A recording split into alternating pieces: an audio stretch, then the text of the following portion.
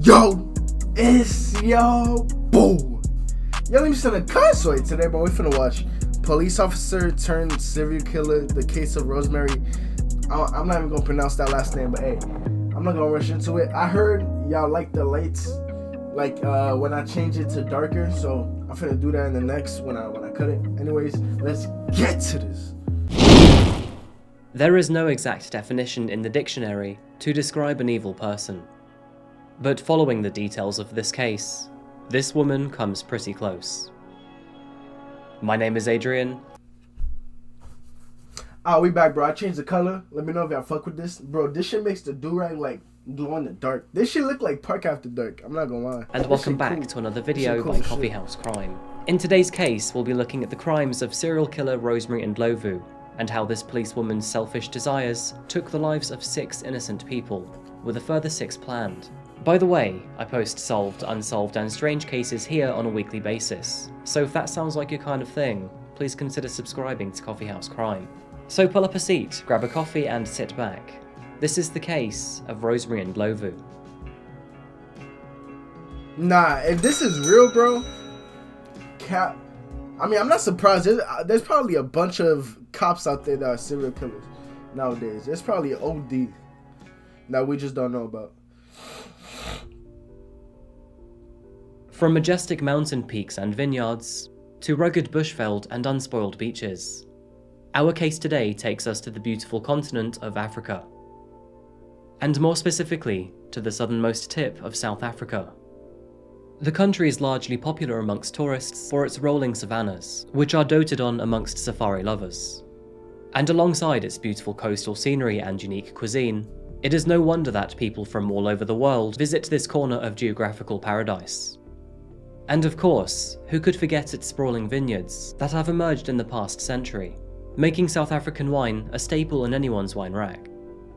Zeroing in on our location for today, we're travelling into the province of Gauteng, which encompasses South Africa's largest city, Johannesburg.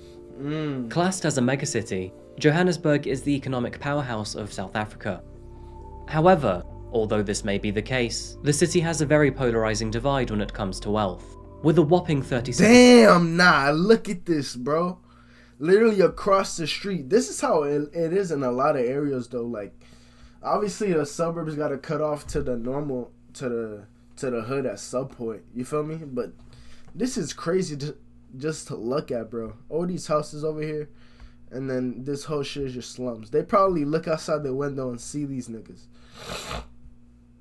You feel me? Usually it's the suburbs, and then like an area that's not the suburbs, but not bad either. Just a middle point, and then the hood. That's usually how it goes, but... % unemployment rate, and 29% of the population living in informal housing. Putting it short, life in the big city is far from beneficial for everyone. You could argue that money is what keeps the planet spinning. It buys us essentials, necessities, and also luxuries. Yeah, we kind of need money now. A notion that today's subject seems to pay a lot of attention to.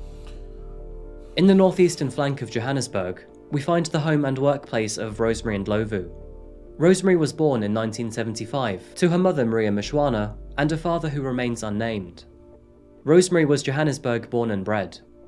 She grew up with a relatively normal childhood and also graduated at a high school level. In her adulthood, she was described as an average woman, and those around her would say that she could be quite brash and rather masculine in nature. She trained and gained work as a police officer, where she excelled due to her hardy nature. Although Rosemary dedicated most of her life to her work, this would not stop her from getting married. It was in the year 2011 that she met a new boyfriend, Morris Mabasa. Morris worked for the US Embassy, and he was known to be a kind and generous man, both physically and financially looking after his 13 siblings and aging mother. He had friends all over Johannesburg, and his work would take him to many provinces. From what is known, Rosemary and Maurice seemed to have a relatively happy relationship, although they were known to have the odd fight here and there. Financial struggles, long days of work, the usual things that you'd expect in mild arguments. Rosemary and Maurice were both well-paid workers and earned high in their respective fields of industry. But there was a big difference in how the two would spend their money. Although Morris would share his wealth with his other members of family, who were often in poorer situations, Rosemary was quite the opposite. She would often spend all the money she had on herself and her gambling addiction, rather than helping out her poorer siblings and mother. Damn. And many of them quite literally lived in poverty. Due to Rosemary's nature of work, and also her family members' lifestyle and living conditions, she would often tell them that maybe they should consider getting life insurance, as the mortality rate for those living in poverty in Johannesburg is sadly very high. She often offered to file and pay for those insurance policies as she had a well-paying job within the family. And so the insurance was filed for several family members, including her cousin, witness don't tell me she's about to murk her family for the bread. Ndlovu Homu. Rosemary had previously expressed to Homu's mother that she was worried for him, mostly due to the way that he conducted himself and the people that he involved himself with. She therefore encouraged Homu's mother to add him to a burial society. Homu's mother accepted, and the policy was filed with her consent. However, during this procedure, Rosemary listed herself as Homu's wife. And being his cousin, there's a few things wrong with that.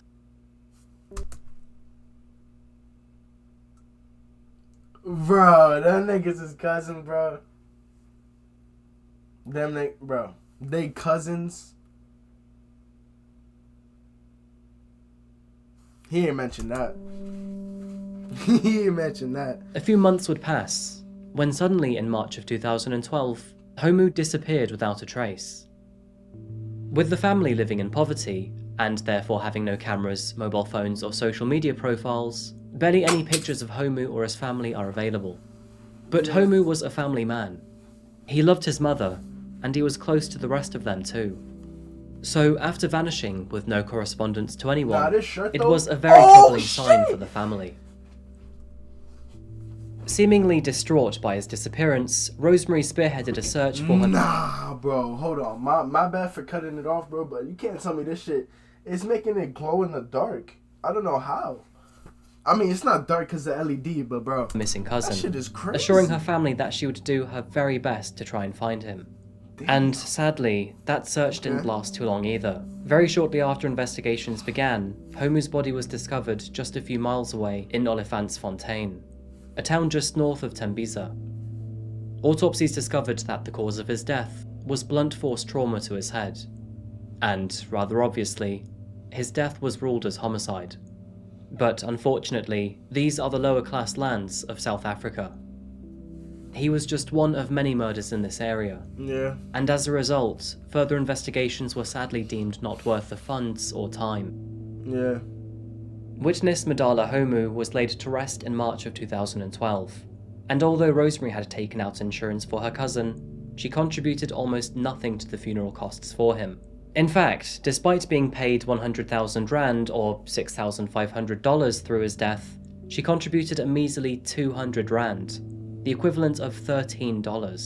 Homu's family were devastated, but with barely any money, they had no time to mourn. They moved on with their working lives pretty swiftly after his death. After all, this was quite common in the area.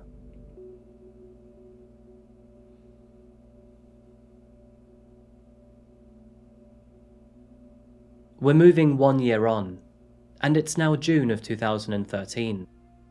Rosemary's sister, Audrey, who lived nearby, was in the midst of her everyday routine. That was when Rosemary called her to see if she would like to have some dinner with her later that night. Audrey was surprised by this invitation. It wasn't a usual offer from her, but she gladly accepted. She invited Rosemary over to her rented room in Tembisa, and the two proceeded to share an evening meal together. Audrey was happy to see her sister. It had been a while, and the two rarely shared an evening in each other's company. Supposedly, nothing worth mentioning happened during this dinner, and afterwards, Rosemary left Audrey's house and went back home. The very next day, to her parents' surprise, Rosemary couldn't get hold of Audrey on the phone, so with concern, she raised the alarm and requested that the police begin a search for her second missing family member. Arriving back at her sister's place the very next day, neighbours overheard screams and crying as they witnessed Rosemary grieving for the loss of her sister. Audrey had sadly been poisoned and then strangled in her very own home, before being left dead on her floor to be discovered in her own house the very next day. Prior to her own death, Audrey had taken out life and funeral insurance policies to her own name. which was kind of surprising as she could barely afford the room that she rented. The insurance and funeral payouts totaled 700,000 rand, the equivalent to $45,000, and the beneficiary to this was Rosemary.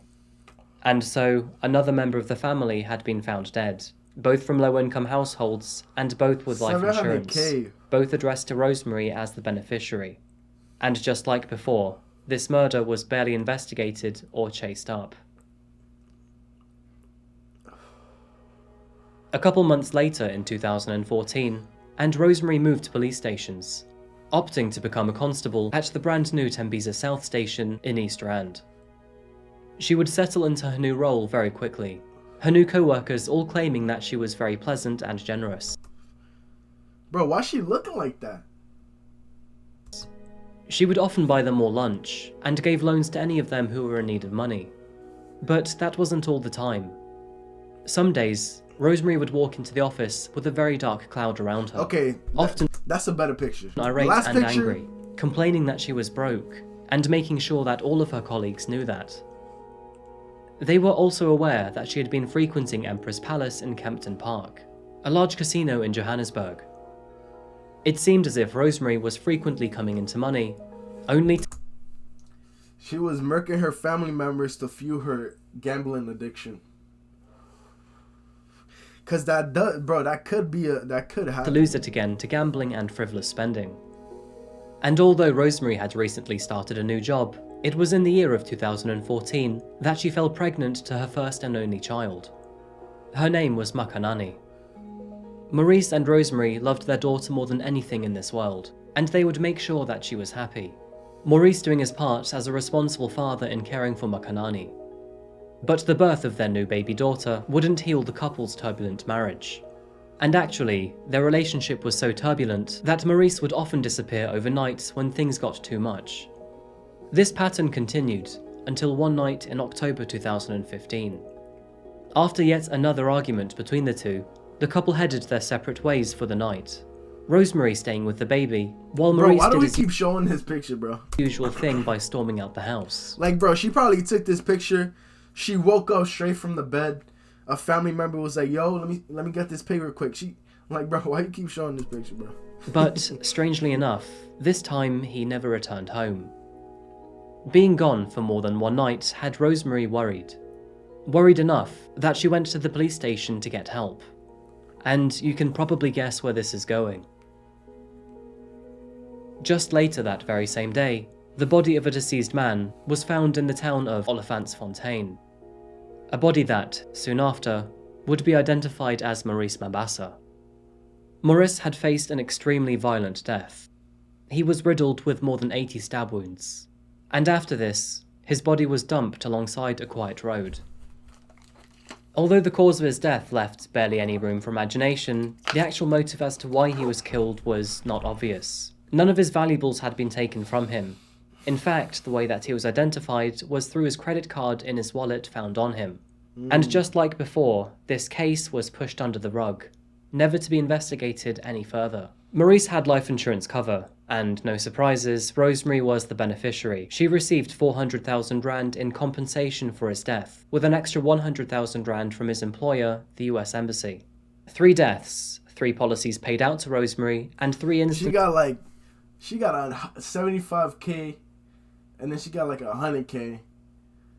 So that means in American money, she got like at least 50K, and like all of the family. Where she was now financially stronger. Surely all this death in the family was That's enough crazy, to raise bro. suspicions. Yet, surprisingly, it didn't. We're pushing on to June 2016, and Rosemary had new company in her home. Her niece, Ndlovu, had come to stay with her for a few weeks, as she was having financial trouble. It was during this short visit that Zanel was... Bro, you just came up on 50 bands, and you're... Bro. tragically hit by a car in Kempton Park. Miraculously, Zanel survived.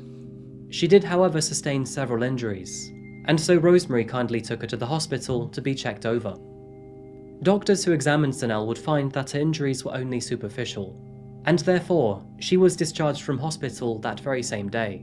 Rosemary again taking her back home and into her care.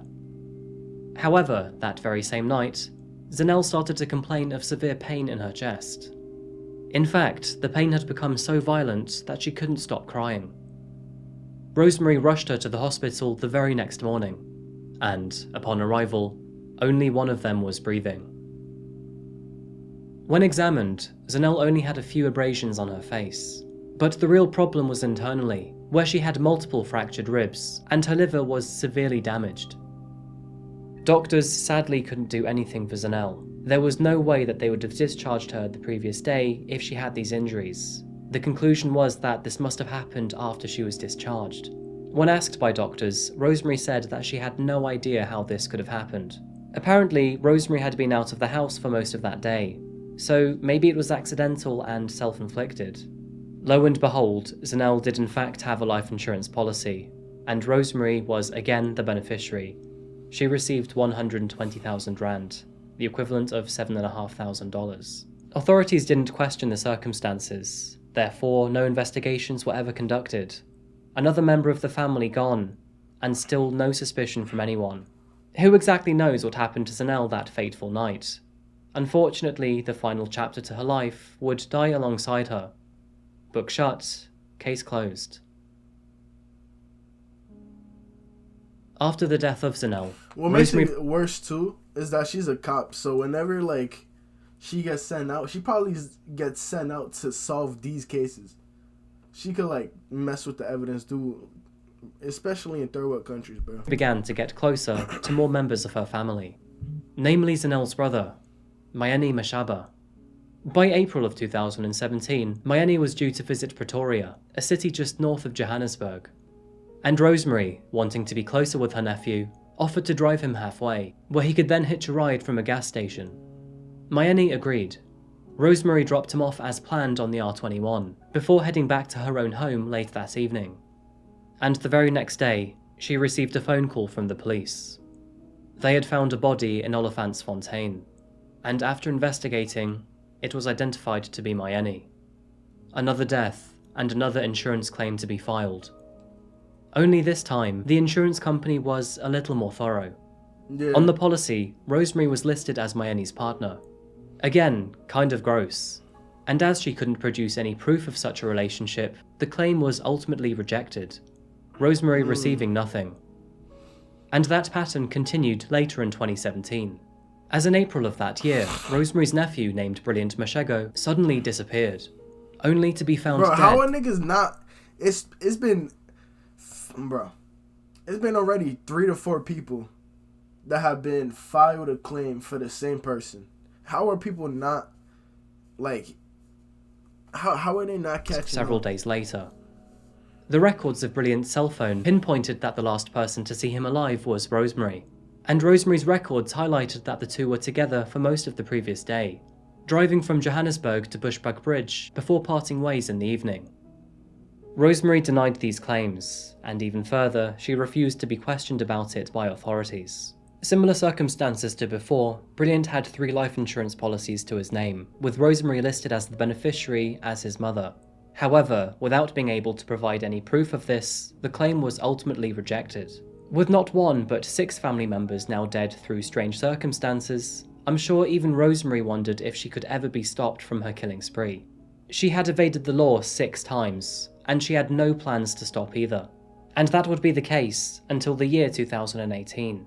With 2 murders in the family fruitless due to rejected insurance claims, Rosemary was getting desperate. She was low on money, and she needed to make more people disappear, and fast.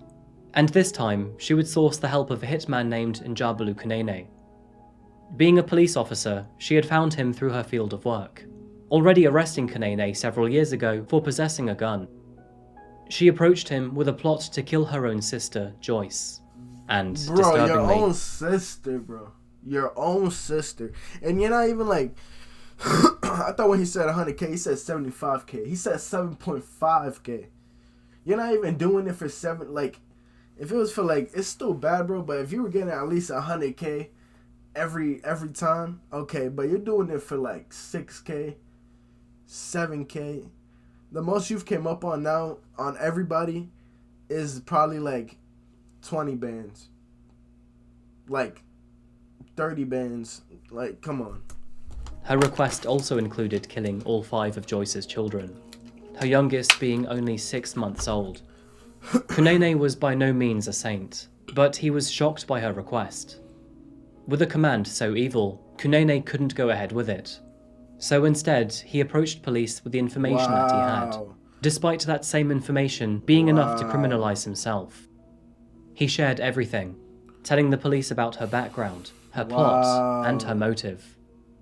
And in response, police decided to employ Kunene to be a part of an undercover plot. Bro, this is insane.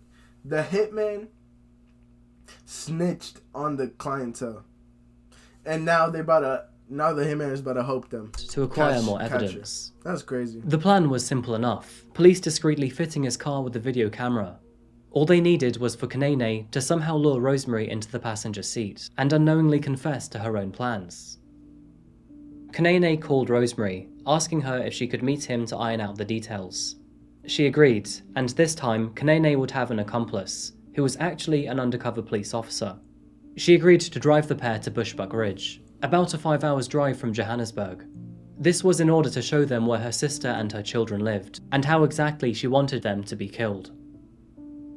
The sting operation was a great success, and what Rosemary was caught saying on camera is haunting.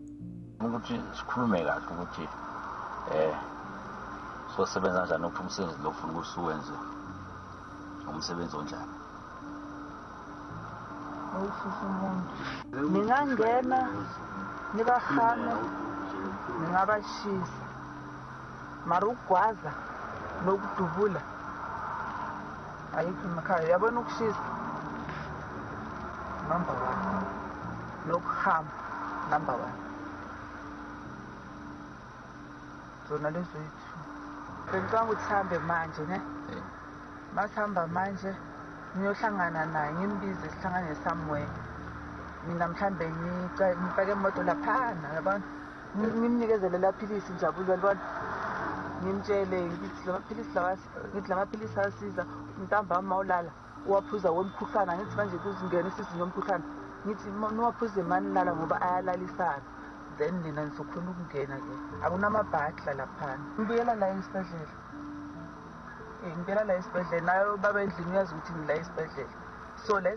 Bro, that's insane. She plotting on. She knows, like, she plotted this whole thing before that, like, even happened, and she's talking about her own family, bro. That's insane. That's why I don't know. This a rare occasion, a rare scenario, but that's why you can't really trust nobody, bro. Even your own family. Like, imagine. She's saying her own sis. She probably looks up to her. And it's like, oh, she wants the best for me. And the whole time she's trying to get bread off you and murk you. That's crazy. That's crazy, bro. So lana noma ngafika ngo5 6 7 akunandaba. Esilongidubile. So ngoba ngithi indawo ekushisa ifuna ngishise kusebusuku. Yayibona. Ngiclean mina ngingaqala ngazi. Base bangitshela indaba mina kusasa ngiyavuka ngiyagijima ngiyekhaya. Ngicela amalungiselelo ngiyaclean ngiyenza zonke lezi zinto. Needless to say, Rosemary was arrested just moments after showing the hitmen her sister's house. The following court case was a lengthy one. Beginning in 2018, she was trialed for 6 counts of murder for the lives of her cousin, Madala Homu, her sister, Ndlovu, her boyfriend, Morris Mabasa, her niece, Zanel Motha, and her nephews, Mayani Mashaba and Brilliant Machego. And throughout her killing spree, Rosemary had pocketed 1.4 million rand from several insurance payouts, totaling around $90,000 US. $90K, okay, so I was off of my calculations a little bit. Just a teeny bit. But $90K? You gave up 6 to 7 of your family members for $90K. Would y'all do this? Would y'all honestly do this? Because to be honest, she probably used that $90K and used it all to gamble. I wouldn't be surprised. if she used like at least $80K to gamble. I wouldn't be surprised. Or £65,000. I know I heard she's probably ass at gambling, so she probably lost all that shit. Throughout her trial, the court found it difficult to gather sufficient evidence to support all 6 murders, as there was never much of an investigation into any individual case. And as a result, the court had to take a substantial amount of time to build this unique case against her. 3 years later, on the 22nd of October 2021, Rosemary Ndlovu's trial began. The court amassed a total of 40 witnesses to come forward and testify against Rosemary, which included family members, colleagues, and the 2 hitmen that she had attempted to hire to kill her sister. As proceedings began, Rosemary was jovial towards the court and often posed for cameras, seemingly unaware of how serious her situation was. Families of those deceased took to the stand to comment on how unfeeling and flippant she was at the funerals of their loved ones. It was also highlighted that, even though she was the one to prepare and file those insurance policies, she was also always the last person to see the victim alive, and barely contributed towards funeral costs. It wasn't until the unflattering coincidences started piling up that Rosemary began to get hostile. She outright denied any involvement in any of these murders, meeting these allegations with anger and rudeness. She even got angry at journalists simply for recording her. Regardless of this, at the end of her trial, she insisted that she was innocent, but did apologise to the families and friends of those who had been killed and asked for forgiveness. It didn't take long for Rosemary's verdict to be made. In October of 2021, Rosemary Ndlovu was found guilty on all charges, which included 6 counts of premeditated murder, 4 counts of fraud, and 7 incitements to commit murder. She was therefore served with 6 life sentences, 70 years for incitement to commit murder, and a further 10 years for her counts of fraud. Rosemary will be 71 before she is even considered for parole. Hey, wait, let's see what he gonna say.